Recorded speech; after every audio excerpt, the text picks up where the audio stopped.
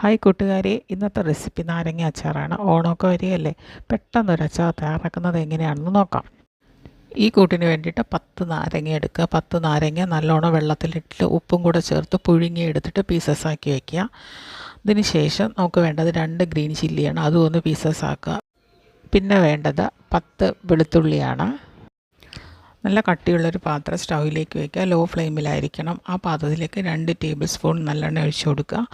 നല്ലെണ്ണ നന്നായിട്ട് ചൂടാകുമ്പോൾ ആ നല്ലെണ്ണയിലേക്ക് 1/4 ടീസ്പൂൺ കടുക് ഇട്ട് കൊടുക്കുക. കട്ട് ചെയ്ത് വെച്ചിരിക്കുന്ന 2 ഗ്രീൻ ചില്ലിയും അതുപോലെ 10 ഗാർലിക് പീസസും ചേർത്ത് കൊടുത്ത് നന്നായിട്ടൊന്ന് മൂപ്പിച്ച് പാത്രത്തിൻ്റെ സൈഡിലോട്ട് മാറ്റി വയ്ക്കുക. 1 ടേബിൾ സ്പൂൺ ചുവന്ന മുളക് പൊടി, ലേശം മഞ്ഞൾപ്പൊടി, 1/4 ടീസ്പൂൺ കായപ്പൊടി, 1/4 ടീസ്പൂൺ ഉലുവാപ്പൊടി, ഇതെല്ലാം കൂടെ ചേർത്ത് നന്നായിട്ട് മിക്സ് ചെയ്യുക. വേണമെങ്കിൽ ഉപ്പും കൂടെ ചേർത്ത് കൊടുക്കാം. എല്ലാവരും ട്രൈ ചെയ്ത് നോക്കുമെന്ന് വിചാരിക്കുന്നു. Okay, thank you.